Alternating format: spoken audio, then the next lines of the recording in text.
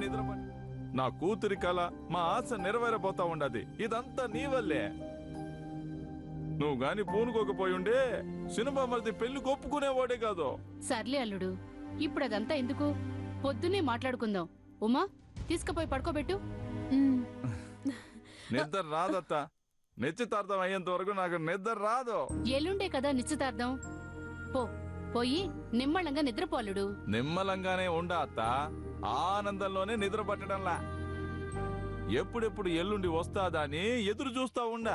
నువ్వు ఎంత ఎదురు చూసినా ఎల్లుండే వస్తాది గాని నువ్వు పో అల్లుడు. నీకు థ్యాంక్స్ చెప్పాలత్తా, చాలా థ్యాంక్స్ చెప్పాలా. నువ్వు చేసిన మేలు జన్మలో మరిచిపోను. నా కన్నీళ్లతో నీ కాళ్ళు గడగాల, నా తోలొలిసి నీకు చెప్పులు కుట్టించాలా. వద్దులేవయ్య సామె, మా అమ్మకి నల్ల చెప్పులంటే ఇష్టం ఉండదు. నువ్వు పద నిద్రపోదు గాని. నువ్వు ఉండుమే. అత్తకు థ్యాంక్స్ చెప్పాలా. అత్త థ్యాంక్స్. థ్యాంక్స్ అత్త, థ్యాంక్స్. సరేలే నాయనా, నువ్వు పో. సరేలే అంటే కాదు, థ్యాంక్స్ అత్త, థ్యాంక్స్. అట్నేలే, నువ్వు పోయి నిద్రపో. పొద్దుపోయింది. నా జీవితంలో ఇప్పుడే పొద్దు పొడిచింది అత్త. థ్యాంక్స్ అత్త, థ్యాంక్స్. ఉమా, తీసుకుపో. రావయ్య పోదాము. యాడికి పోయేదే? అత్తకు థ్యాంక్స్ చెప్పాలా.